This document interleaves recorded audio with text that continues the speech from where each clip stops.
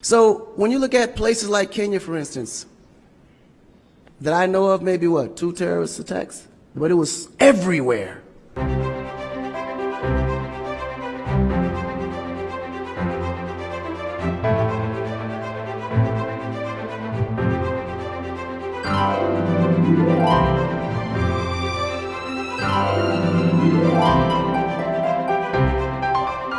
This world is all about branding and marketing. The #1 branders in the universe is the United States. They made United States seem like it's the best place in the world to be. It's the land of the free, home of the brave.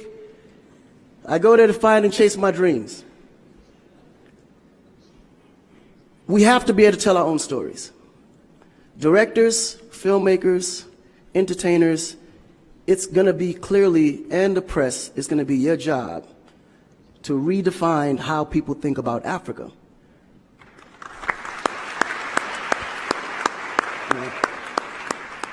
Because you're here, you see what's going on. You clearly can see in a vivid picture the good, the bad, and the ugly.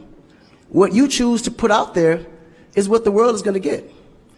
Because I can tell you right now, in Chicago alone, there's more people dying in Chicago than there was in the war in Iraq.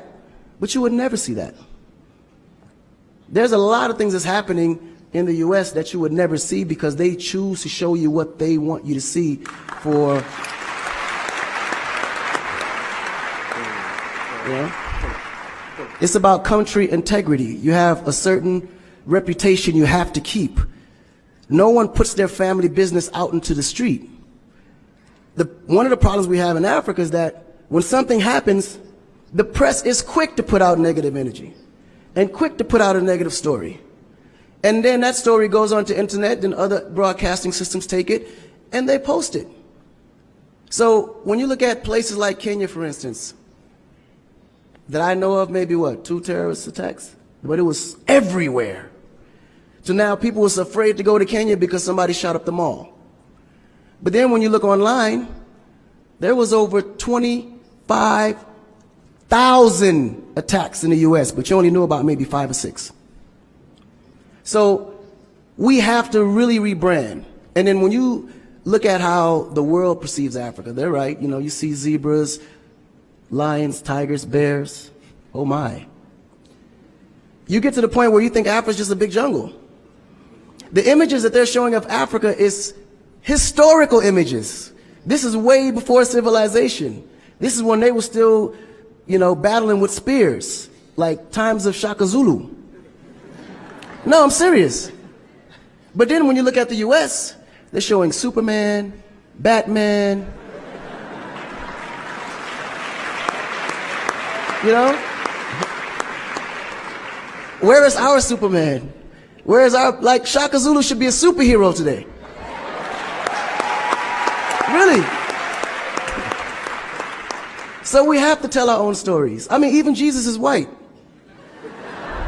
And you believe it. But it's okay, because how you were framed, if you taught something from the day you were born, and your mother taught you that, your father taught you that, it's real. You never look at your mom and your dad as liars. But their mother and father taught them the same thing, because that's the kind of history that's put out for them to believe. Our history books in the U.S. is all white American history, culture that's been borrowed from other nations. But Africa have to teach the same history of our ancestors, the great things that they have accomplished. You know? And it's going to be the jobs of directors like yourself, filmmakers like yourself, to narrate that story. How do we want to be perceived? How do we want that story to be narrated to the rest of the world? This younger generation, we kind of figured it out. Because now, when you look at hip-hop in America, every rapper is rich. Gold chains, Bentleys, nice girls by the pool with bathing suits in this big mansion. And then, when the video's over, they get on their phone and call an Uber. They don't even come in the Bentley that you just saw in the TV. But you go to Nigeria, we got Wizkid, Davido, P-Square, all these guys driving a Bentley, Mercedes, they actually own those cars. That's the difference. But if we don't translate that, they will never know. They think we're going to leave the shoot and go home on a horse or a zebra. Because that's what they know. This is why African Americans are so afraid of Africa. You mention Africa, they start shaking. There's so much fear. They don't know how to translate that. It was just recent that people are now saying, yeah, man, you know what? I rock with Africans, man. You know what I'm saying? I want to do some collaborations, man. Yo, man, I need an Afrobeat remix, you know what I'm saying? But before, they'd be like, man, I don't know that dude. I'm not putting him on my record. So the younger generation is slowly understanding how you have to rebrand the culture, because the culture has adapted. They've actually took everything that we've created and made it look better. They made a superstar look like a superstar. When I look on TV and I see our biggest entertainers, they don't look like stars. That's why you can't really respect the entertainer. If a politician saw a singer, he'd just be like, oh, he's just a local singer.